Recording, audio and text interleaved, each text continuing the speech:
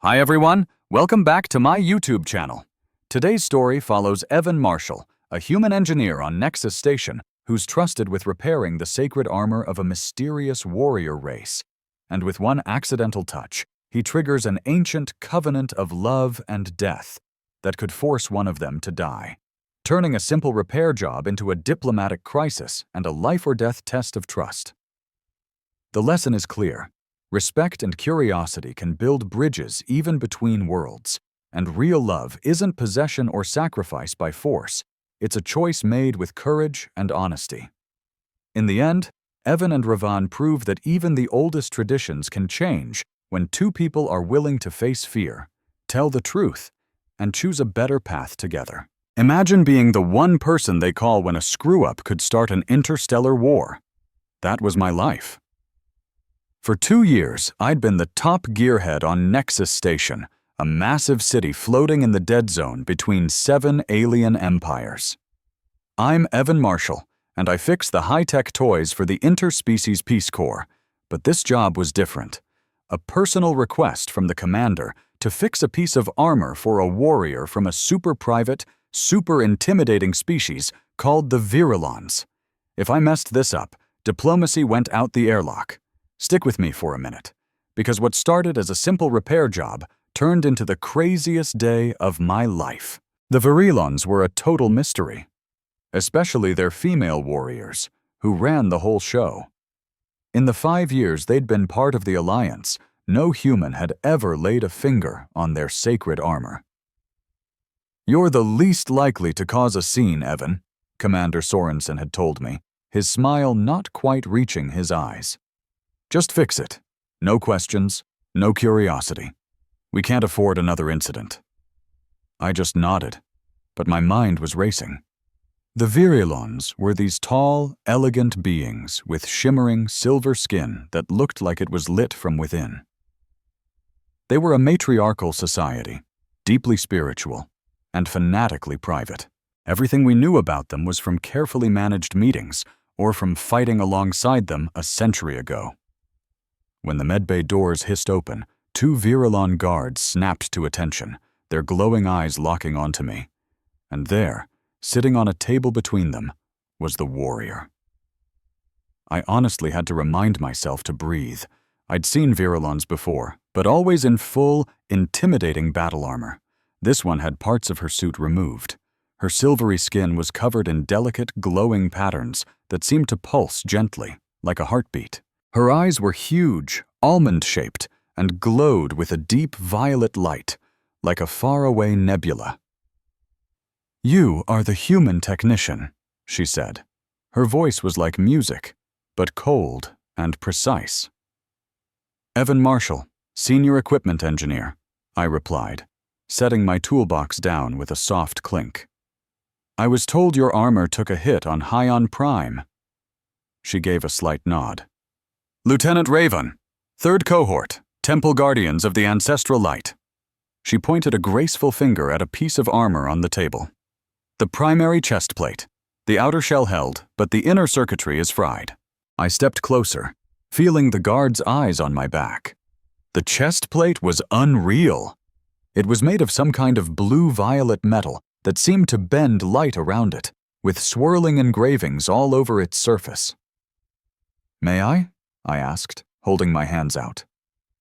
After a tense moment, Ravan nodded. "Examine the damage. Nothing more." I picked it up. It was shockingly light. The damage was a spiderweb of cracks spreading from a single impact point, but as I turned it over, I saw something weird on the inside. A recessed little compartment, sealed shut with ancient-looking symbols. "This is incredible work," I muttered, mostly to myself. The metal almost looks like it's trying to heal itself, but the energy blast stalled it. I reached for my diagnostic scanner. "If I can just get a reading on the alloy." "No scanning devices," one of the guards cut in, her voice sharp as glass. "Our sacred metals are not for your machines to read." I looked from her to Raven. "Look, I need to know what I'm working with to fix it properly." Ravan's violet eyes bore into me. "Our armor is not just technology, human. It is living heritage. The metals are fused with the spirit of our ancestors. I respect that, I said, choosing my words carefully. But without diagnostics, you will repair the visible fracture, she stated flatly, handing me a small, heavy pouch. Inside was a substance that looked like metallic clay. This is consecrated forge matter. Apply it properly, and it will bond with the living metal. I took the pouch, knowing it was useless to argue. Okay, I'll do what I can with this. I set the chest plate on my portable workstation and leaned in, noticing that the main crack ran dangerously close to that sealed compartment on the inside. This crack is deep, I pointed out. It goes right up to this internal chamber here. Could that be part of the problem? I saw Raven tense up, the light patterns on her skin pulsing faster. That is the soul shrine. It must not be touched. I won't touch it, I promised. But I have to know if the crack goes underneath it. If it does, this repair will just be a patch job. The guards exchanged a nervous look. Very well, Raven said after a long, tense silence. You may look, but your hands do not go near the shrine. With the steadiest hands I could manage, I carefully angled the armor to get a better view.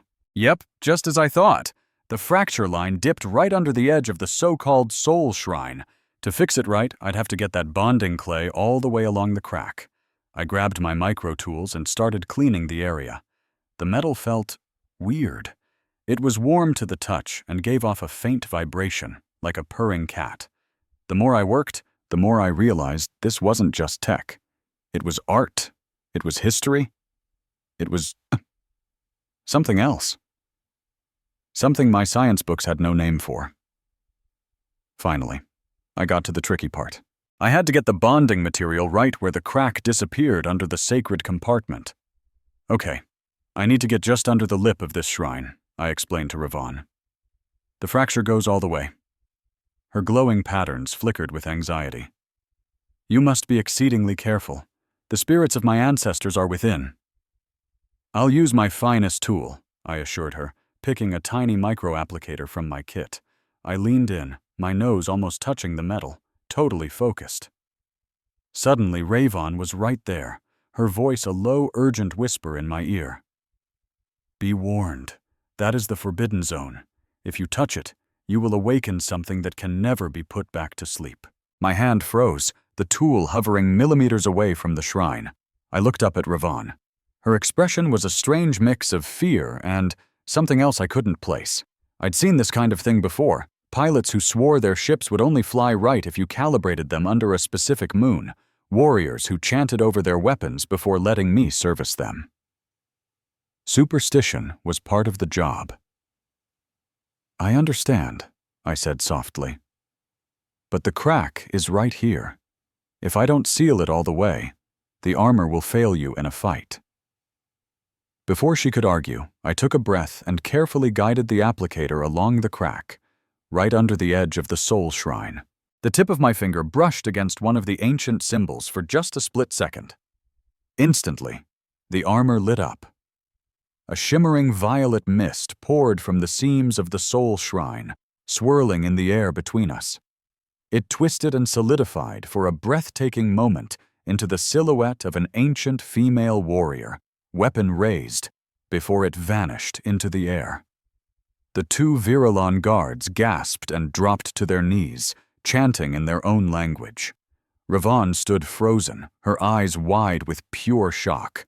The light on her skin flared brilliantly, then dimmed to a weak, sickly pulse. What was that? I stammered, backing away. Some kind of defense system? Silence! One of the guards yelled, scrambling to her feet. The covenant of soul and shield has been invoked! The temple elders must be warned! Raven stood up, her face a storm of fury and terror. You were warned, human, she seethed. The soul shrine is sacred. Now you have called upon the oldest and most terrible blessing of my people. Blessing? I said, totally confused. That looked like a ghost in a box. You don't understand, Raven snapped. When an outsider touches the soul shrine of a temple guardian, the covenant awakens. Our fates, they are now bound together. Just then, red lights flashed and a piercing siren blared through the station. We were under attack. The medbay doors hissed open again, and this time 3 ancient-looking aliens glided in. They were dressed in these incredible ceremonial robes over armor that looked like Ravan's, only way more detailed. The oldest one locked eyes with me, and her stare was so intense, I took a step back without even thinking. "I am High Priestess Valasur of the Temple of Ancestral Light," she declared. "You have touched the soul shrine of one of our warriors and awakened the covenant of love and death. Do you understand the gravity of what you have done?" "With all due respect," I stammered, trying to sound braver than I felt. "I was just trying to fix some damaged armor. I don't get what this covenant is, or why this is such a huge deal." The High Priestess just stared at me with these ancient, all-knowing eyes. The Soul Shrine holds the very essence of a warrior's ancestral guardians. When an outsider touches it, especially one with an opposite life energy, it forges a sacred bond. We call it the covenant of love and death.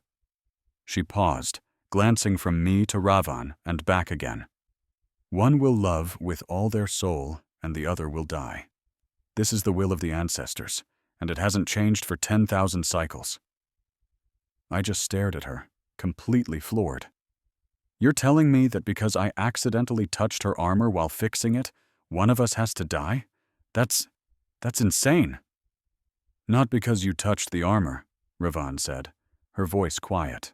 "Because you touched the Soul Shrine itself, the place where my ancestral guardians live." "This is now a critical diplomatic incident," the High Priestess announced, looking right past me. I turned around and saw Commander Sorensen standing there with 2 Alliance security officers, their faces grim. "What exactly are we dealing with here?" Sorensen asked, her voice tight with stress. The High Priestess drew herself up to her full height, which had to be nearly 7 feet tall. "Your technician has broken our most sacred taboo and triggered an unbreakable spiritual covenant with Lieutenant Ravan. According to our most ancient laws, they are now bound by the covenant of love and death." Commander Sorensen's face got even darker. "And what does this covenant involve, exactly?" "Their fates are now linked," the priestess explained. "As their bond grows, so does the covenant's power. When love blossoms between them, one must die so the other can carry their combined spirit forward. This has been our way since the very first awakening." I stepped forward. "Commander, this is obviously just a huge cultural misunderstanding. I was simply—" "Be quiet, Marshal," Sorensen snapped. "You were told to avoid any cultural problems." She turned back to the High Priestess. "There has to be some kind of ceremony to undo this, right?" "There is no undoing what has been done." The priestess's reply was firm. "The ancestors have spoken. The covenant will be fulfilled, one way or another." One of the other robed aliens spoke up. "There is one traditional solution, written in our oldest texts. The warrior must take the life of the one who awoke the covenant, before any attachment can grow. A clean death, sanctified by ritual." A cold, heavy feeling dropped into my stomach. "You want her to kill me? Because I touched a piece of armor?"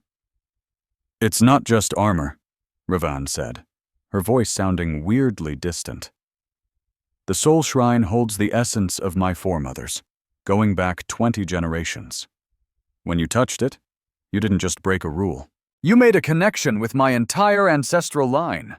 Commander Sorensen stepped right between us. "Nobody is killing anyone on my station. This is Alliance territory, and we follow interspecies law." She looked the High Priestess straight in the eye. "I get how important this is to your culture, but there must be another option that doesn't end in bloodshed." The High Priestess thought about it for a long, quiet moment.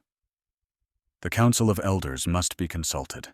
Until they decide, tradition demands that the 2 who are bound be kept together, in isolation. The covenant has started. They need to discover if they are meant to be enemies. Or something else." "Something else?" I asked. "The covenant has shown itself in many ways throughout our history," the priestess explained. "Usually, The warrior ends the outsider's life quickly, before feelings can develop. But sometimes... She hesitated, her ancient eyes flicking between the two of us. Sometimes, the ancestors choose a different path. A path of transformation. Commander Sorensen rubbed her forehead, clearly trying to wrap her head around the diplomatic disaster that was blowing up in her face. Fine. They'll be put in supervised isolation in the diplomatic quarters until we hear from the Virilon Council. But I want to make one thing perfectly clear. There will be absolutely no ritual killings on this station.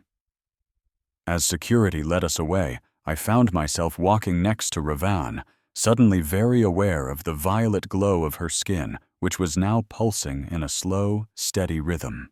I didn't mean to disrespect your traditions, I said quietly. I was just trying to fix the damage. Ravan kept her eyes straight ahead. Your intentions don't matter much when you're dealing with the sacred. The Covenant is awake. Now we have to face whatever comes next. And what comes next? I asked. What exactly is going to happen? She finally turned to me, and her violet eyes held a mix of anger and something else I couldn't quite name. Now we wait, and we find out if the ancestors have chosen us for hatred, or for something far more dangerous. More dangerous than hatred? A faint glimmer of light crossed her silvery face, maybe the Virilon version of a sad smile. Yes, human engineer, far more dangerous. The diplomatic quarters they gave us were huge by station standards, a main living area with 2 separate bedrooms, the kind they use for visiting VIPs. Alliance guards were posted outside the main door, and a Virilon temple guardian stood watch near a little shrine they'd quickly set up in a corner of the room. For the first day, we barely said a word to each other. Ravan spent hours meditating in front of the shrine.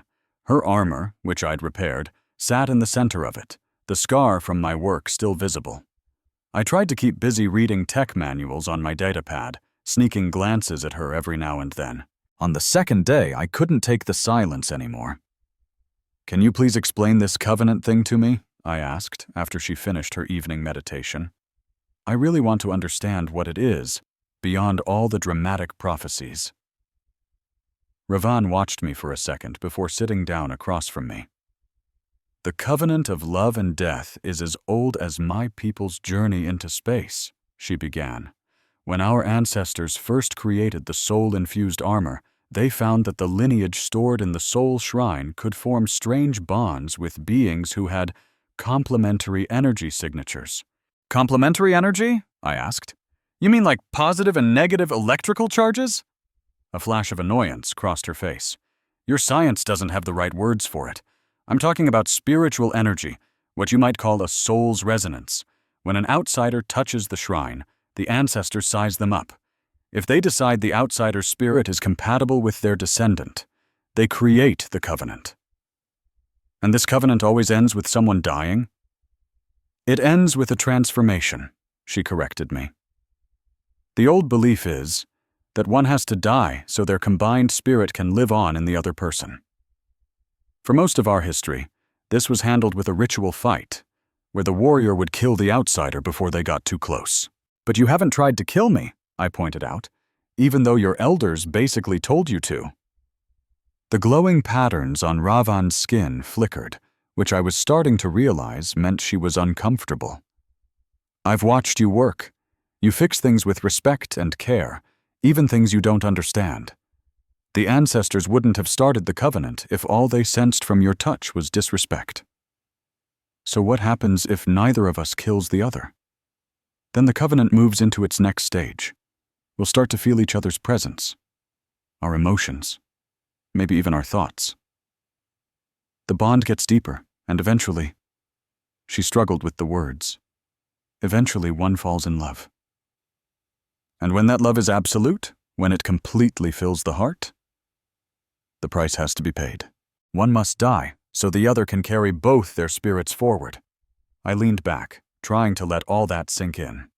That is not how love works where I'm from.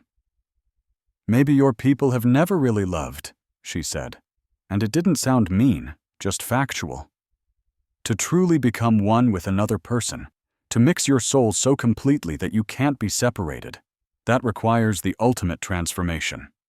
Dying isn't a transformation, I argued. It's just the end. Ravan tilted her head, looking at me with real curiosity. Is that what humans believe?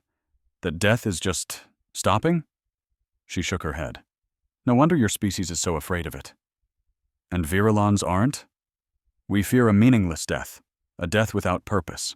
Imagine being trapped in a room with a total stranger, an alien warrior no less, who calmly explains that a mystical force has bound you together and the only way out is for one of you to die.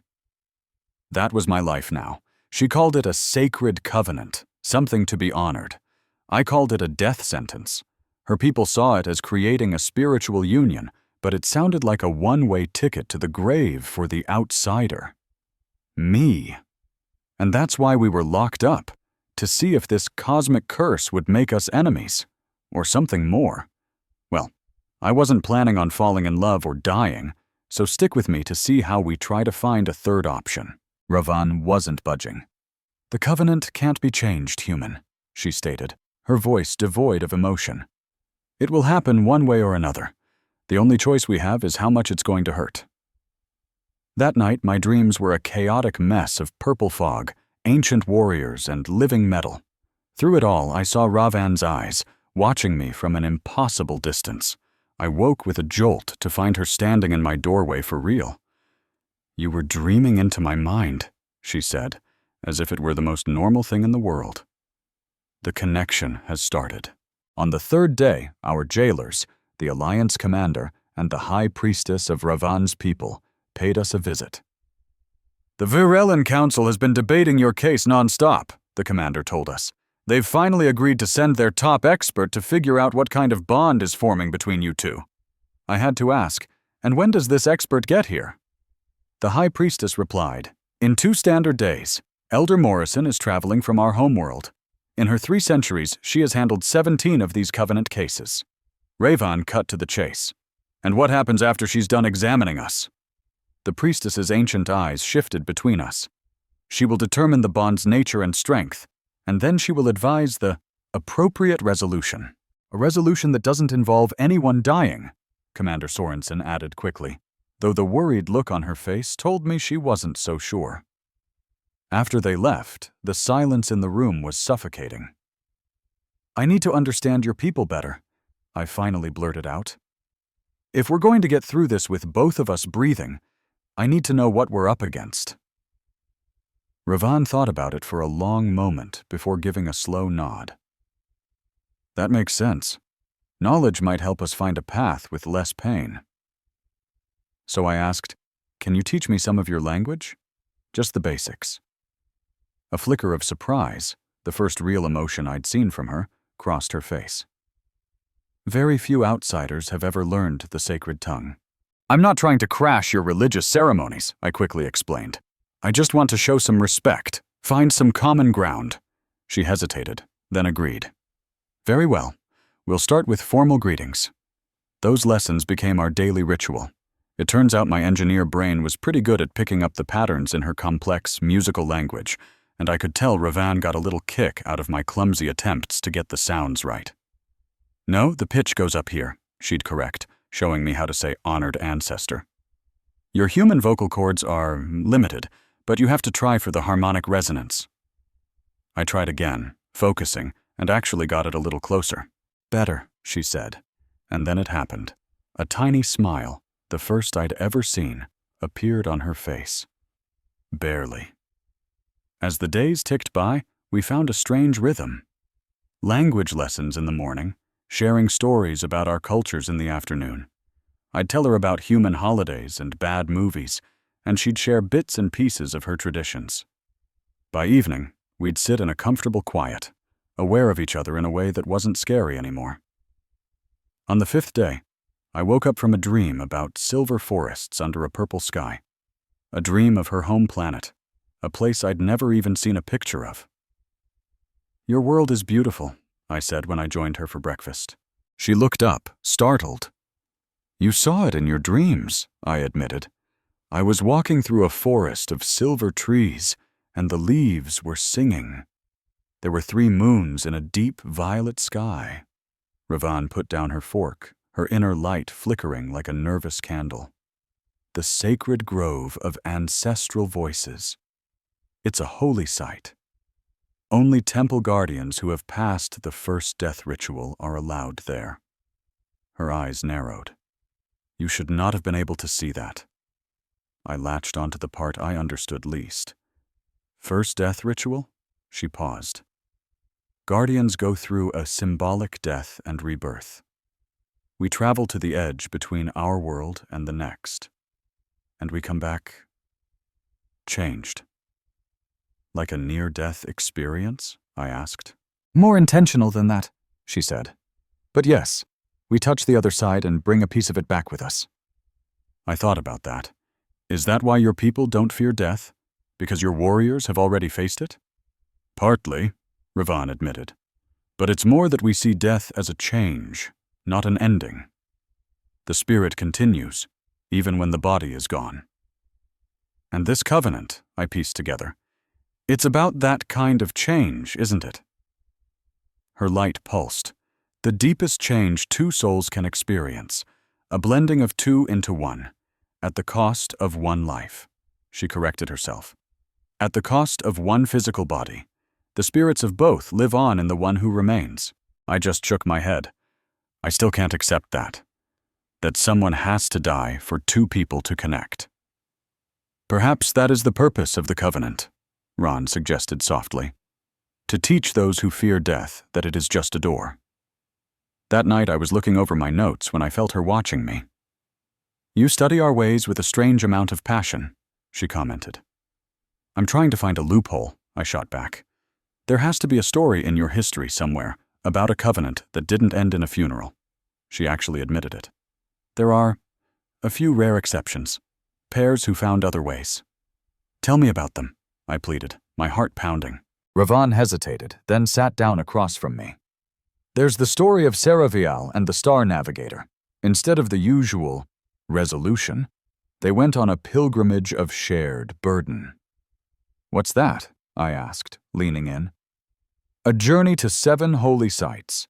At each one, they performed a ritual to share a piece of their life force until they were perfectly balanced without needing a sacrifice. Hope surged through me. That's it!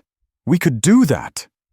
The ritual sites were destroyed in a war centuries ago, Ravan said, shattering my hope just as quickly.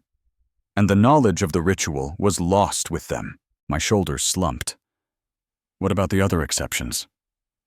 Most ended in tragedy, she said quietly. The ones who ran from each other just withered away and died. The ones who denied the bond were driven mad, forced into either obsessive love or uncontrollable violence. There has to be something else, I insisted. Ravan's light dimmed. Why do you fight this so hard? Is the idea of a union with me so awful? The question hit me like a punch. No, that's not it at all, I said honestly.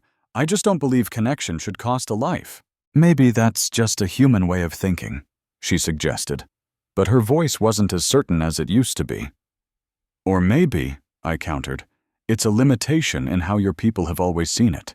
Traditions can change. Ravan shot to her feet, her light flaring. The covenant is sacred law. It has been this way for thousands of years. Everything changes, I said softly. Even sacred laws. She turned her back to me, but I saw it. A flicker of doubt in her violet eyes. That night, the dreams were different. I dreamed of her memories. I felt the grueling training, the terrifying beauty of her first death ritual. I saw the long line of warriors she came from and felt the immense weight of her duty. I felt her unshakable faith in her traditions, and deep beneath it, a tiny spark of doubt she kept hidden from everyone. I woke up to find her sitting at the end of my bed. Glowing tears were tracing paths down her silvery face. I felt you, she whispered, her voice trembling. I felt you in my memories. The bond is getting stronger. I'm sorry, I said, sitting up slowly. I didn't mean to pry. It wasn't you. It's the covenant. she said, wiping at the tears. Elder Morrison arrives tomorrow. She'll decide for us. Ravan, I said, my voice gentle. Before she gets here, there's something I need to ask you. She looked at me, her gaze full of fear and a tiny bit of hope, and waited. So if the High Priestess says we have to go the traditional route, if she tells you that you have to kill me to fulfill the covenant, would you do it? The question just hung there in the air between us. The light on Ravan's skin pulsed like crazy as she wrestled with an answer. 2 weeks ago, I wouldn't have thought twice, she finally said. My duty to tradition would have guided my hand, no questions asked. And now? She looked me right in the eye. Now, I'm not so sure. I've felt your mind, your heart. You're not the human I expected you to be. What did you expect? Arrogance. A spiritual void. A total disregard for anything sacred. The glow on her skin softened to a warmer color. But instead of that, I found curiosity, a deep respect, and a wisdom that was nothing like ours. The way you ask questions without trying to tear things down. You look for understanding, not a way to win. She paused for a beat. Those are good qualities. Evan reached out his hand, moving slowly to give her a chance to pull away, and gently took hers. Her skin was warm, and the glowing patterns on her skin seemed to dance at his touch. I've learned from you, too, he said softly. The way you're devoted to something so much bigger than yourself. It's incredible. Even if I don't get all of it. Her fingers carefully closed around his. This connection growing between us. It's what the covenant talked about. But does it have to end the way it always has? Evan asked. Can't we make our own ending?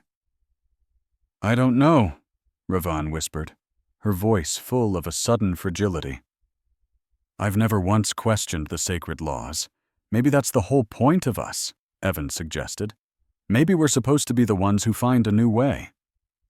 When Elder Morrison showed up the next day, the shift between Ravan and Evan was impossible to miss. They stood just a little closer, and without realizing it, their movements had started to mirror one another. The ancient lorekeeper watched them with eyes that seemed to see right through them. The bond has taken root much faster than expected, she commented, after running a series of strange tests with glowing crystals, quiet chants, and a close look at both of their auras. Way faster than normal. So what does that mean for how this ends? Commander Sorensen demanded, her voice tight with stress. The elder looked at Ravan. You haven't tried the traditional method to end this, young guardian. Why is that? Ravan stood a little taller, meeting the elder's gaze with a look of respectful rebellion. I have found that the human is worthy of more than just tradition. His spirit. It connects with a harmony I didn't expect. I can see you're forming an attachment, the elder said, not as a question, but as a statement. I can't deny there's a growing connection, Ravan admitted. Elder Morrison simply nodded, then turned her attention to Evan. And you, human, you've learned our tongue, you've studied our culture. What is it you want from this covenant? Understanding, Evan answered truthfully. And a way out of this that doesn't involve sacrifice. The elder stared at him for a long, quiet moment. The covenant always demands a sacrifice, human. The only thing that changes is what that sacrifice is. She turned back to Commander Sorensen. I need to check the ancestral archives. This is a highly unusual situation. There might be an alternative trial we can use, but it hasn't been done in over 7 generations. What kind of trial? The commander asked. The ordeal of the divine statue, the elder answered. It's a direct encounter with the very first sacred artifact, the one that gives all our soul shrines their power. There the true purpose of the covenant will be shown, and the right ending will become clear. Does this ordeal mean someone might die? Sorensen pushed. That is entirely up to them, the elder replied, nodding toward Evan and Ravan. The divine statue looks into the heart and sees what is truly there. If a sacrifice is needed, it will be a choice, not a command. So where is this divine statue? Evan asked. It is in the Temple of First Light, on our homeworld of Varela, the elder told him. The journey there is part of the test. Commander Sorensen folded her arms across her chest. I can't sign off on sending an Alliance engineer into some kind of deadly alien ritual on another planet. The only other option is to separate them for good, the elder said flatly. And given how strong their connection has become, that would probably cause a spiritual decay that would kill them both anyway. I'll go, Evan said, stepping forward. If there's any shot at this ending without anyone getting hurt, I have to take it. Evan, Commander Sorensen started, you have no idea what you're signing up for. With all due respect, Commander, I think I understand more than you realize, he said. I've spent a week diving into their culture, learning their language. I've felt this bond. This isn't just about politics anymore. It's about trying to find the right answer when there doesn't seem to be one. Ravan came to stand next to him.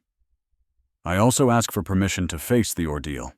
As a Temple Guardian, it is my right to find the proper resolution for a sacred covenant. After a lot of arguing and pulling diplomatic strings, a plan was made. Evan and Ravan would fly to Varela on a Varelan temple ship. Elder Morrison would go with them, along with a small alliance group led by Commander Sorensen herself. The trip through hyperspace took 3 days. In that time, the link between Evan and Ravan became even stronger. They started sharing dreams, feeling what the other was feeling, and sometimes they'd even catch little pieces of each other's thoughts. More importantly, they finally talked, openly and honestly, about the feelings that neither of them could push aside any longer. I never thought I could feel this way about an outsider, Ravan admitted one evening as they sat in the ship's observation lounge, watching the colorful currents of hyperspace stream by. It goes against everything I was ever taught about humans. And what were you taught? Evan asked gently. That humans were spiritually simple. Amazing with machines, but missing a deeper sense of the universe's patterns. Her glow deepened with a hint of embarrassment. That your short lives made it impossible for you to have real spiritual depth. Evan couldn't help but smile. And what do you think now? That maybe my people confused being different with being less, she said. Your way of seeing things isn't like ours, but it has its own kind of wisdom. You see opportunities where we only see the paths that have already been laid out. Is that a good thing or a bad thing? It's challenging, she replied thoughtfully, and also strangely exciting. I feel the same way about you, Evan told her. Your connection to your history, to something so much older than you are. It's totally foreign to me, but it's also beautiful. It's like you're a part of this giant, timeless story. Her hand found his in the soft light of the lounge. That's a surprisingly poetic way to put it for an engineer. Maybe you're starting to rub off on me, he joked, giving her fingers a gentle squeeze. It's the Covenant's influence, she murmured. But the words didn't have the alarm they would have held just a few days ago. Or maybe it's just us, Evan suggested. Just two people getting to know each other, finding things in common. Ravan's light shifted to a soft violet color, a shade Evan was starting to learn meant she was happy. Maybe it's both. As their ship dipped into Varela's atmosphere, Evan saw the Varelan homeworld for the first time outside of his dreams.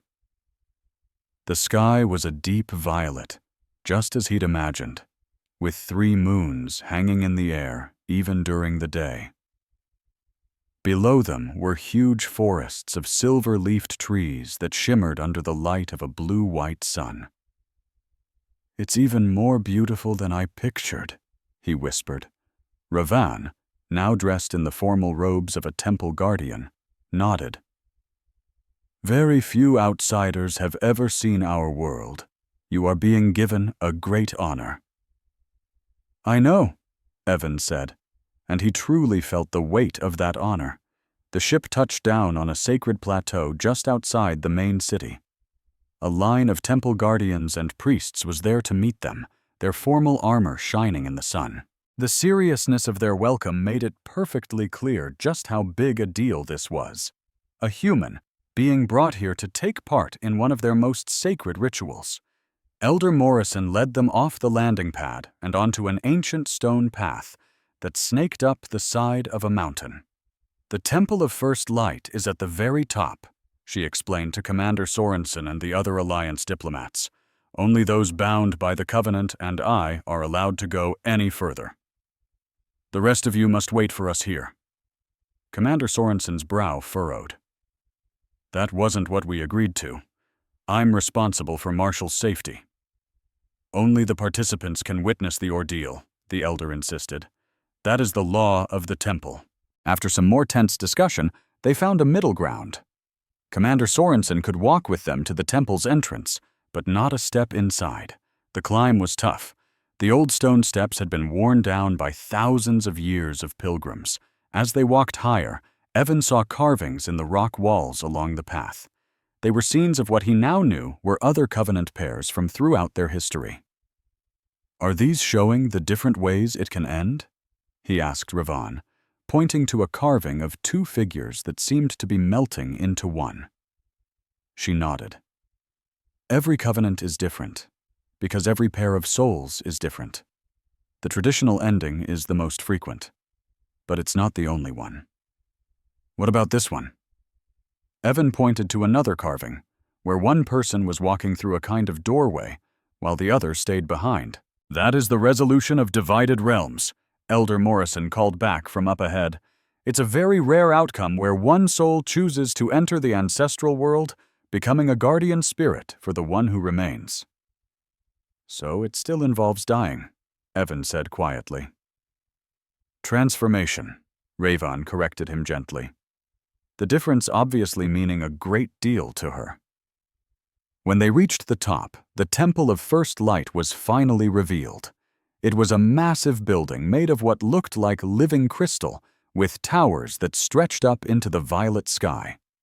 Commander Sorensen walked with them right up to the huge entrance, where a dozen temple guards stood perfectly still. "This is as far as I go," she told Evan. "Whatever is in there, be smart." "I will," he promised.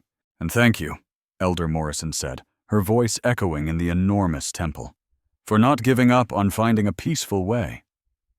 She led them deeper inside, past chambers where priests chanted in harmonies so deep the air itself seemed to buzz. At last they stopped before a sealed doorway, covered in symbols that matched the shrine on Ravon's armor. "The divine statue is in there," the elder explained.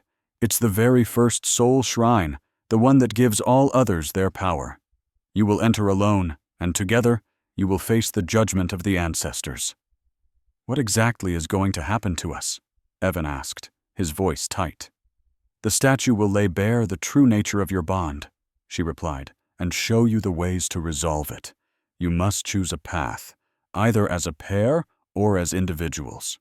Her ancient eyes seemed to hold a heavy warning. "Choose with care. Not everyone who goes in comes back out." "Is there any advice you can give us?" Ravon asked. Despite her warrior's posture, a slight tremor in her voice gave away her fear. The elder's expression softened just a little. "The statue tests the truth in your heart. Any lies, even the ones you tell yourself, will be brought to light and judged without mercy. Just speak your truth, no matter what it is." With that, she touched a series of symbols on the door. It slid open without a sound, revealing a round room washed in a deep violet light. In the center stood a massive statue of a female warrior, made from the same living metal as Ravon's armor, but on an epic scale. The statue's chest held a gigantic version of the soul shrine, which pulsed with a soft, internal light. "Enter, you who are bound by the Covenant," Elder Morrison intoned. "Face the judgment of the ancestors." Evan and Ravan stepped inside together. The door whispered shut behind them, sealing them in with the divine statue. For a long second, silence. Then the shrine on the statue's chest began to glow brighter, and the same violet mist that had swirled from Ravan's armor now seeped out, filling the room. A voice spoke, not to their ears, but directly inside their minds. It was ancient, female, and radiated power. "Who comes before the first ancestor to be judged?" Ravan immediately dropped to one knee, her reply flowing in perfect formal Virilin. Evan could now understand enough to know she was introducing them both and explaining the strange circumstances of their bond. The mist swirled around them, feeling as if it were inspecting them from every angle. "A strange match," the voice observed. "A warrior from the sacred line and a toolmaker from the world of short lives. Yet your souls vibrate with a surprising harmony." "We're looking for a solution that doesn't involve sacrifice," Evan said boldly, remembering the elder's advice to be truthful. "All solutions demand a sacrifice," the voice shot back. "It is only the nature of that sacrifice which changes." The mist then split, forming two clear paths that led from their feet to opposite ends of the chamber. Down one path, they saw visions from Virilin history, warriors ending the lives of their covenant partners in ritual battle. Down the other, they saw images of pairs performing strange rites together, after which one would fall lifeless while the other seemed to absorb their glowing essence. "The traditional paths of resolution," the voice explained. "Combat or willing sacrifice. Either way, one body must be emptied so that both life forces can continue on in the one who remains." "There has to be another way," Evan insisted. "A way that doesn't end in death." "There is one other possibility," the voice admitted, and a third path materialized between the other two. "The path of mutual surrender. Both of you must be willing to sacrifice everything for the other, with no guarantee that either of you will survive." Ravan got to her feet, her eyes fixed on the third path. "This is the forbidden resolution, the one from the oldest scrolls. It was considered too dangerous to be common knowledge." "It is forbidden because it almost never works," the voice confirmed. "Both must be willing to die so the other can live, with absolute selflessness. If either of you secretly hopes to be the one who survives, both of you will be destroyed."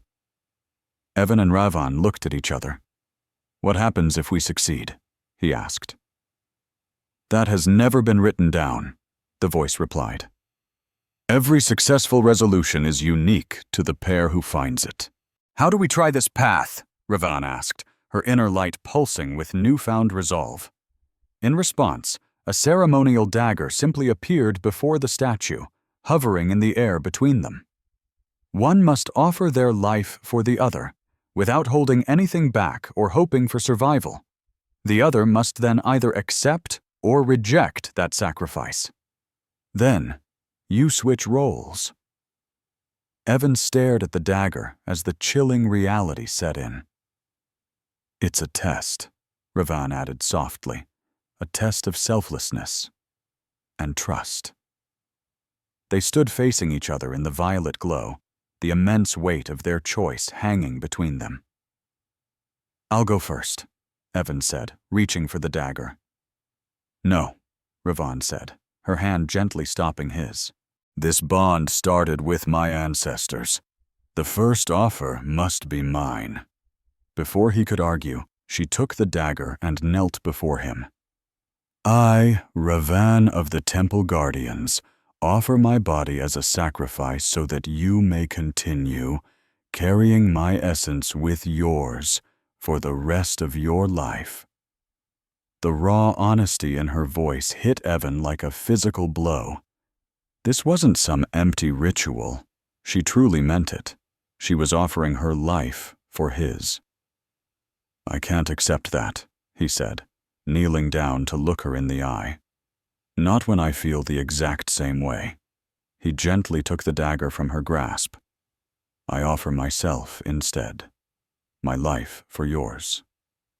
The violet mist began to spin faster around them, and the voice spoke again. Both offer. Neither accepts. This is not how it is done.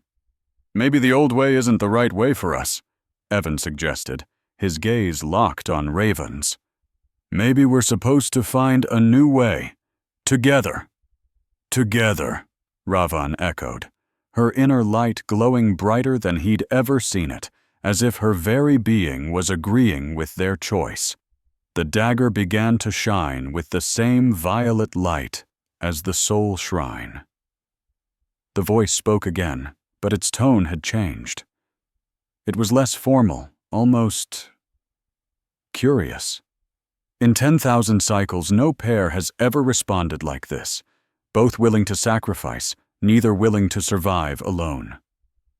There was a long pause. Then perhaps there is another way after all. The dagger melted, its metal flowing like water until it reformed into a miniature version of the divine statue's soul shrine. Take this and hold it between you, the voice instructed. Let it touch both of your hearts at the same time. Evan and Ravan carefully positioned the small shrine between their chests, each placing one hand on it and their other hand over the other's heart. The shrine began to pulse in time with their own heartbeats. And now, the voice commanded, speak the truth of your hearts. Without any hesitation or fear, their voices joined as one, saying words that needed no practice. I offer myself freely, without hope of survival or fear of death. My essence is yours to carry, or to join, as the ancestors decide. The soul shrine between them exploded in a blinding flash of light. Evan felt a jolt like lightning race through him, connecting his heart directly to Ravan's. In that single instant, he knew everything about her, every memory, every fear, every single hope and dream. And he knew, without a doubt, that she was experiencing him in the exact same way. When the light finally dimmed, they were still kneeling, looking into each other's eyes.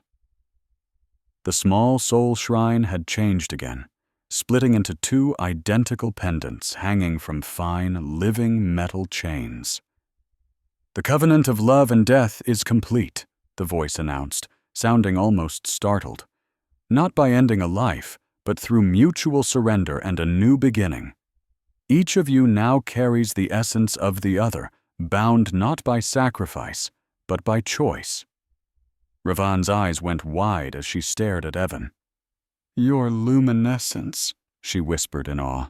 Evan glanced down at his own hands and saw faint, glowing patterns moving just beneath his skin, similar to Ravan's, but in a design that was all his own. And your eyes, he told her, noticing that her pure violet irises were now flecked with his own hazel brown.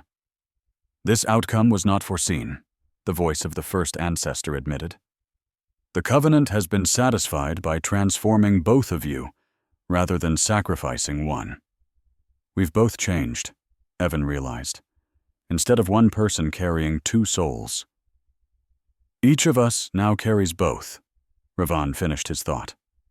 Separate, but completely united. The pendants floated up from between them and settled gently around their necks. Wear these as a sign of your unique bond, the voice instructed. They will be a reminder that you always carry each other, even when you are far apart. Does this mean we're free to just go our own ways? Evan asked, not sure if he felt relief or disappointment at the idea. Your destinies are still woven together, the voice clarified, but not like the covenant pairs of the past. You have blazed a new trail, one that will be written into the temple's history for all future generations to see. The mist began to fade, and the glow from the divine statue softened. Go now, and live the truth you have made for yourselves here. The covenant of love and death has become the covenant of shared life in your hands. The chamber door slid open, revealing Elder Morrison, who was pacing anxiously. Her ancient eyes widened when she saw them. Evan, with his new, faint glow, and Raven with her changed eyes. "Impossible," she breathed. "You're both transformed. Yet you both still live." "The covenant is fulfilled," Ravon told her, her voice formal but warm. "We found a path of mutual surrender, not singular sacrifice."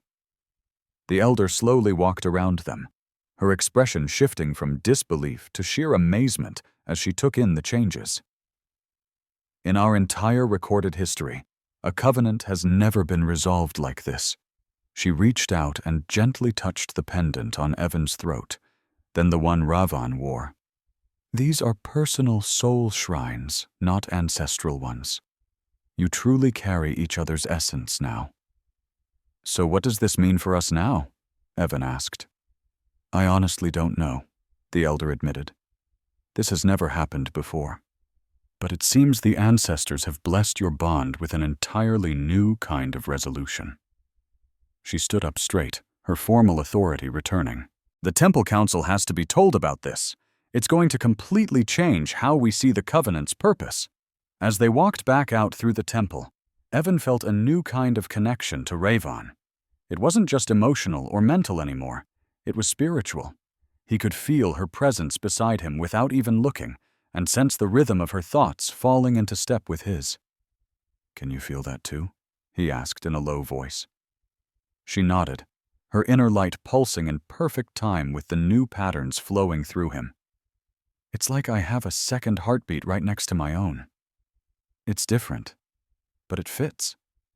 When they stepped back out into the light, Commander Sorensen rushed toward them, but stopped dead in her tracks when she saw the change in Evan. "Evan, are you okay?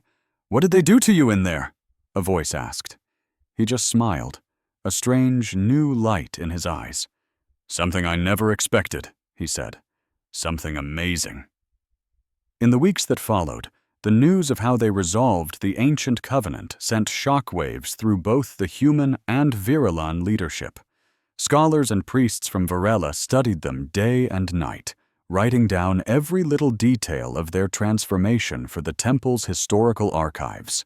The Virelan Council officially created a whole new category for them in their sacred texts: the resolution of shared essence. Evan was given a title no outsider had ever received: Forge Master of the Divine Statue, making him the first human ever allowed to touch their sacred armor without being instantly vaporized. For Raven, the woman who had walked into the chamber with him, everything had changed, too. She was no longer just a temple guardian. Her rank was elevated from warrior to lorekeeper. Her new duty was to record and help others understand the incredible new potential of the Covenant. "You know, they're calling us the boundary breakers around the temple," she told Evan one evening as they walked through the shimmering silver forests of her homeworld. "Some say it with respect, others with fear. Does it worry you, what they'll do?" he asked. She paused, her own inner light flickering as she thought. "Change is never easy for a tradition as old as ours," she admitted. "But the ancestors themselves approved what we did. Not even the most stubborn elders can fight that." "And what about us?" Evan finally asked, letting the question that had hung between them for weeks fill the air. "Where do we go from here?" Ravon stopped walking and turned to face him, her expression serious. "The Covenant connects us, Evan, but not like it does for traditional pairs. We will always carry a piece of each other, but we're still two separate people with our own lives to live." "That sounds a lot like a goodbye," Evan said, a knot of disappointment tightening in his stomach. Her light softened with affection. "No, never a goodbye. But we both have responsibilities. You have your people, and I have mine.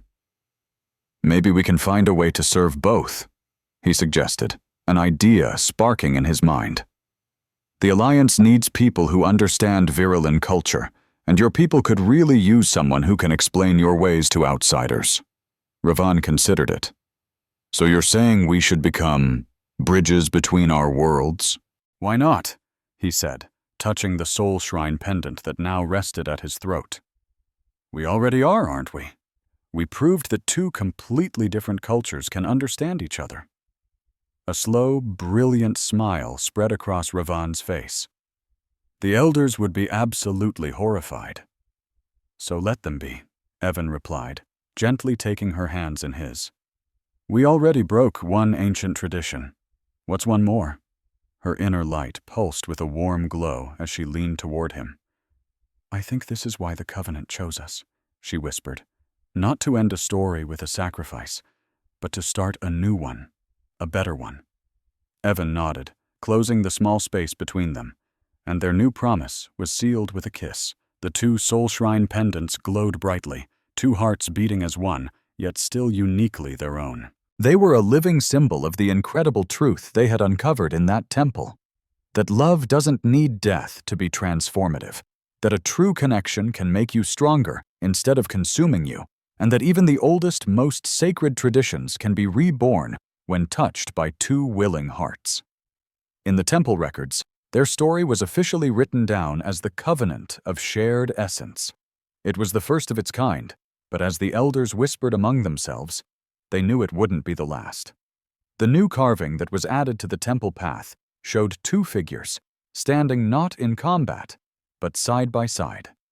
A single thread of light connected their hearts, showing them as separate people, forever bound, transformed, not by sacrifice, but by choosing to surrender to each other and begin again. The final words, written in both human and Viralan languages, read, "To the humans, whose short lives burn with a love as fierce as the ancestors themselves." And just below it, in smaller text, "Even the most sacred traditions can change when touched by worthy hands."